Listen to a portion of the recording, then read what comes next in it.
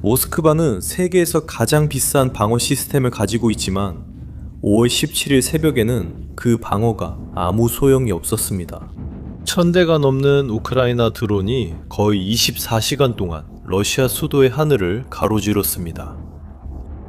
정유소는 불타고 미사일 공장이 파괴됐으며 공항도 마비됐습니다. 이는 운도 무식한 힘도 아닌 치밀하게 준비된 작전이었습니다. 그 작전의 진행 방식을 알면 이 전쟁이 새로운 국면에 들어섰음을 알 수 있습니다. 하지만 그날 밤에 무슨 일이 있었는지 설명하기 전에 한 가지를 이해해야 합니다. 이걸 이해하지 못하면 그 공격이 불가능해 보일 수 있기 때문입니다. 사실 어떤 면에선 정말 그랬어요. 보시다시피 러시아는 수년 동안 모스크바 주위에 보이지 않는 장벽을 쌓아왔습니다. 레이더, 요격 미사일, 그리고 하늘에서 오는 모든 위협을 감시하고 차단하는 장비들이 여러 겹으로 쌓여 있습니다. 이 장비들은 수도 주변 고리 형태로 배치되어 있습니다. 어느 도시도 이런 방어 체계를 갖추지 않았습니다.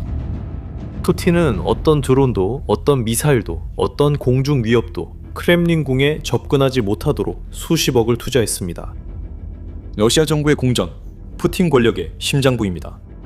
그리고 그는 그것을 믿었습니다. 정말로 모스크바는 손댈 수 없는 곳이고 방어막은 완벽하며 전쟁이 우크라이나를 파괴할 수는 있어도 결코 자신의 문 앞까지 오지는 않을 것이라고 믿었습니다. 푸틴은 이것이 금방 끝날 퍼레이드처럼 끝날 것이라고 기대하며 우크라이나를 침공했습니다. 하지만 4년이 지난 지금 우리는 매우 다른 모습을 보고 있습니다. 이제는 모스크바가 폭발음에 깨어나고 있습니다. 잠시 생각해보세요. 수십억이 지구상에서 가장 비싼 방패에 투자되었습니다. 이 방패는 소형차보다도 저렴한 드론을 격추시키기 위해 개발된 것입니다. 이미 이 이야기가 어떻게 끝날지 상상하고 계시죠? 사실 이 믿음이 4년간의 전쟁에서 푸틴의 가장 큰 전략적 실수였습니다. 그리고 절대 권력이 자신이 무적이라고 믿다가 무너진 건 역사상 이번이 처음이 아닙니다. 그가 방패를 세우는 동안 우크라이나는 그 방패의 모든 틈을 연구하고 있었습니다. 생각해보세요. 만약 당신이 세계에서 가장 촘촘한 방공망을 뚫고 싶다면 어디서부터 시작하시겠습니까? 우크라이나의 대답은 모두를 놀라게 했습니다. 드론이 이륙하기 몇 시간 전 모스크바 거리에서 이미 일이 벌어지고 있었습니다. 우크라이나를 지지하는 저항 네트워크인 아테시 그룹의 요원들이 러시아 영토 내에서 푸틸코보, 코무나르카, 도모데도보 구역을 조용히 이동하고 있었습니다. 추운 새벽이었습니다. 거리는 텅 비어 있었고 제복도 눈에 띄는 무기도 없었으며 오직 도구들만 있었습니다. 그리고 그날 밤 자신들이 할 일이 모스크바 상공을 수백 대의 드론에게 열어줄 것이라는 확신이 있었습니다. 그들의 목표는 군인이 아니라 통신탑이었습니다. 겉보기에는 평범해 보였지만 내부에는 저공비행 물체를 탐지하는 전자 모듈이 설치되어 있었습니다. 드론처럼 저공비행하는 물체들을 탐지해서 그 데이터를 실시간으로 모스크바 방공 시스템에 전송하는 역할을 했습니다. 이 탑들이 무너지자 모스크바 상공 일부가 눈이 먼 셈이었습니다. 보이지 않는 통로들이 열렸습니다. 그리고 바로 그 통로를 통해 드론들이 들어왔습니다. 푸틴은 세계에서 가장 비싼 방패를 만들었습니다. 하지만 그의 도시 안에는 그 방패를 내부에서 끄려는 사람들이 있었습니다. 그러자 드론들이 도착했습니다. 그리고 그 다음 몇 시간 동안 벌어진 일은 놀라울 것입니다. 모스크바 지역에서 첫 번째 폭발음이 들렸을 때는 새벽 2시였습니다. 수십 대의 드론이 아니었습니다. 수백 대였습니다. 거의 24시간 동안 계속 날아들었습니다. 러시아는 대응을 시도했고 가지고 있는 모든 것을 동원했습니다. 결국 러시아 국방부는 단 하루 만에 1000대가 넘는 드론을 격추했다고 밝혔습니다. 전쟁 시작 후 가장 많은 수치였지만 목표물들은 여전히 불탔습니다. 하지만 그날 밤 모스크바에서 정말 불타고 있던 게 뭔지 아십니까?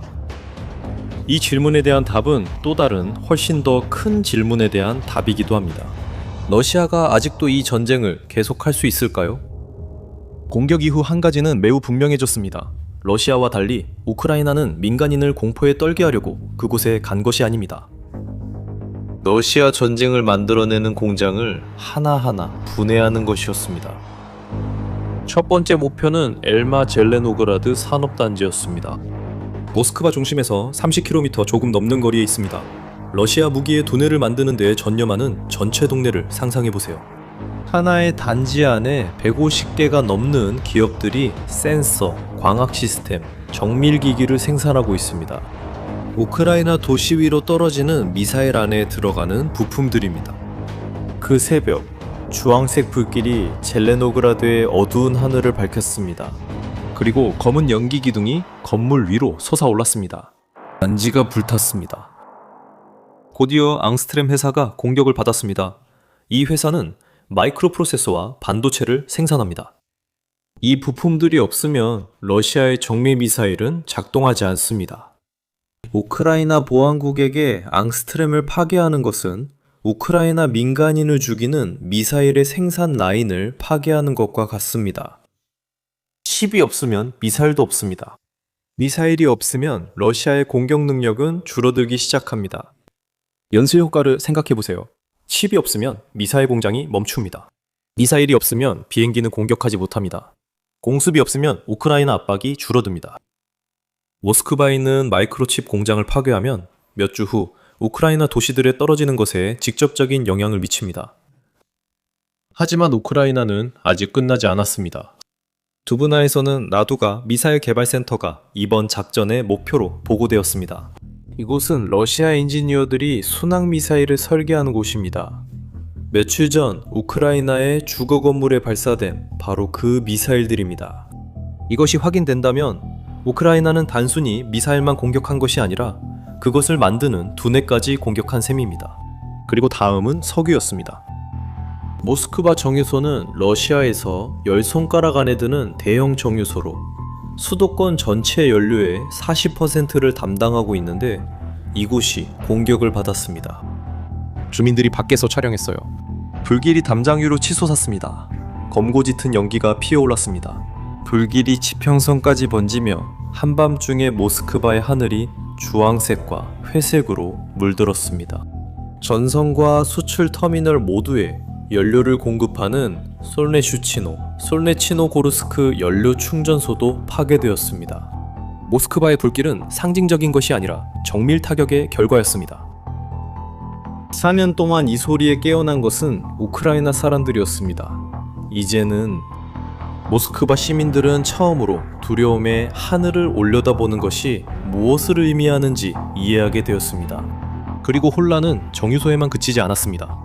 드노코보와 셰레메티에보 공항, 러시아에서 가장 큰 공항들 가운데 두 곳이 공격 중에 폐쇄되었습니다. 거의 300편의 항공편이 취소되거나 지연되었습니다. 드론 파편이 셰레메티에보 근처에 떨어졌습니다. 몇 시간 동안 모스크바는 마비되었습니다. 고립되어 마비된 채 불타는 하늘만 바라보고 있었습니다. 그리고 여기 러시아 정부가 어떤 드론보다 더 두려워하는 숫자가 있습니다. 2026년 첫 두 달 동안 러시아의 석유와 가스 수익은 47%나 감소했습니다. 우크라이나의 공격으로 러시아가 세계에 판매할 수 있는 석유의 양이 40% 줄었습니다. 정제 능력은 2009년 이후 최저 수준으로 떨어졌습니다. 러시아 정부 관계자들조차도 올해 안에 금융위기가 올 위험에 대해 푸틴에게 비공개로 이미 경고한 바 있습니다. 군인들, 미사일, 그리고 전쟁에 쓰이는 자금이 점점 말라가고 있습니다. 그리고 우크라이나가 정유소 하나를 파괴할 때마다 푸틴이 자금을 조달하지 못하는 기간이 한 달씩 늘어납니다. 하지만 그 밤에 모든 것을 요약하는 순간이 있었고 러시아 언론은 그걸 숨기려고 했습니다. 혼란 속에서 모스크바 주민들은 폭발이 주거 건물을 강타하는 장면을 촬영했습니다. 건물 외벽에 구멍이 뚫린 것과 부서진 창문들, 그리고 공황에 빠진 가족들을 볼 수 있습니다. 러시아 정부의 설명은 즉각적이었습니다. 우크라이나 드론, 테러 공격, 우크라이나가 민간인을 살해한다는 증거라는 것이었습니다. 하지만 영상들은 그 반대를 증명했습니다. 영상에서는 러시아 자체 방공 시스템에서 발사된 미사일이 우크라이나 드론을 격추하려다 목표에서 벗어나 건물을 명중하는 순간이 분명하게 보입니다. 네, 러시아가 스스로를 폭격한 것입니다. 보호자가 위협이 되었고 방패가 칼로 변했습니다. 시민들을 보호하기 위해 만들어진 시스템이 바로 그들을 공격한 것입니다. 크렘린이 무슨 일이 있었는지에 대해 거짓말을 할 수도 있습니다. 하지만 그 영상은 모두가 볼 수 있도록 남아 있습니다. 이것이 오늘날 러시아 방공망의 현주소입니다. 너무 과부하되고 너무 혼란스러워서 원래 지켜야 할 자국민에게조차 위험이 되기 시작했습니다. 그리고 우크라이나는 이 사실을 알고 있었습니다. 왜냐하면 이 공격은 하룻밤 만에 생겨난 것이 아니기 때문입니다. 2022년부터 우크라이나는 많은 사람들이 눈치채지 못하는 사이에 전략을 실행해왔습니다. 여기에서 방공 시스템이 파괴되었습니다. 저기에서 레이더가 파괴되었습니다. 노브고로드에 있는 통신탑, 스베르둘롭스크에 있는 전자 모듈. 작은 타격들은 고립되어 있으며 신문 헤드라인에 거의 나타나지 않습니다. 하지만 각각의 타격은 러시아의 방패에 더 큰 구멍을 냈습니다. 모스크바를 공격할 때가 되었을 때 우크라이나는 즉흥적으로 움직인 것이 아니었습니다. 우크라이나는 3년 동안 그려온 지도를 사용하고 있었습니다. 키이우 인디펜던트 신문과 인터뷰한 한 군사 분석가는 현재 상황을 아주 잘 요약하며 이렇게 말했습니다. 우크라이나는 러시아가 감당할 준비가 되어 있지 않았던 고통을 줄 수 있는 능력을 갖추게 되었습니다. 그리고 그 능력은 사라지지 않을 것입니다. 모스크바가 불타고 있는 동안 우크라이나는 동시에 점령된 크림반도의 벨벳 공군기지를 공격했습니다. 파괴된 방공 시스템, 레이더가 있는 경락고가 파괴됐습니다. 관제탑도 파괴되었습니다. 논리는 네모하고 정확했습니다. 러시아가 모스크바의 하늘을 바라보는 동안 우크라이나는 동시에 다른 곳에서 더 많은 방어시설을 무너뜨리고 있었습니다. 푸틴은 이제 불가능한 선택에 직면해 있습니다. 그는 모스크바를 강화하고 크림반도를 약화시킬지, 아니면 크림반도를 보호하고 수도를 무방비로 둘지 결정해야 합니다. 이건 짧은 담요와 같습니다. 한쪽을 당기면 다른 쪽이 드러납니다. 어떤 선택을 하든 그는 무언가를 잃게 됩니다. 이제 블라디미르 푸틴은 공격 자체보다 더 나쁜 상황에 직면해 있습니다. 불확실성입니다. 그는 다음 공격이 언제 올지 모릅니다. 어떤 목표가 될지도 모릅니다. 그리고 파괴 공작원들이 이미 다른 도시에 자리를 잡고 있는지도 모릅니다. 이 불확실성은 어떤 보고서에도 나타나지 않는 심리적, 전력적 대가를 가져옵니다. 하지만 이 불확실성은 자원을 소모하고 결정을 마비시키며 내부에서부터 지휘 체계를 갉아먹습니다. 곧이어 젤렌스키가 입장을 밝혔습니다. 그는 매우 직설적으로 말했습니다. 그는 이번 공격이 완전히 정당하다고 말했습니다. 그는 드론이 500km 이상을 비행하며 러시아의 가장 밀집된 방공망을 뚫고 지나갔다고 말했습니다. 그리고 그는 간단한 한마디로 마무리했습니다. 우리는 러시아인들에게 분명히 말하고 있습니다. 당신들의 나라는 이 전쟁을 끝내야 합니다. 이 영상 시작에 모스크바는 건드릴 수 없는 곳이라 했습니다. 이제 모스크바도 공격받을 수 있다는 걸 알게 됐고, 이 공격은 단순한 복수가 아니었습니다. 이것은 무력 시위였습니다. 그리고 4년 넘게 폭격 속에서 살아온 우크라이나인들에게 이것은 이름이 있습니다. 그것을 균형이라고 부릅니다. 우크라이나는 이제 러시아 내에 더 이상 안전한 곳이 없다는 것을 보여줬습니다. 보호받는 정유소도 없습니다. 충분히 멀리 떨어진 미사일 공장도 없습니다. 손대지 못하는 수도도 없습니다.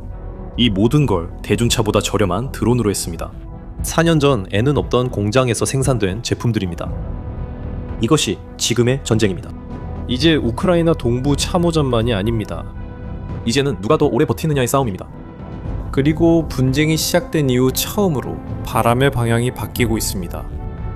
몇 년 후 이 전쟁이 연구될 때 5월 17일 새벽은 어떤 나라든 아무리 강력하더라도 이길 수 없는 전쟁을 시작하면 그 결과로부터 안전할 수 없다는 것이 분명해진 순간으로 기록될 것입니다. 이제 의견을 듣고 싶습니다. 당신은 푸틴이 이 전쟁에서 아직 어떤 전략적 출구가 있다고 생각합니까? 아니면 이미 상황에 대한 통제력을 잃었다고 보십니까? 댓글로 당신의 답변을 남겨주세요. 이 영상이 뉴스에서 보여주지 않는 무언가를 보여줬다면 꼭 이걸 볼 필요가 있는 사람과 공유해주세요. 다음에 또 만나요.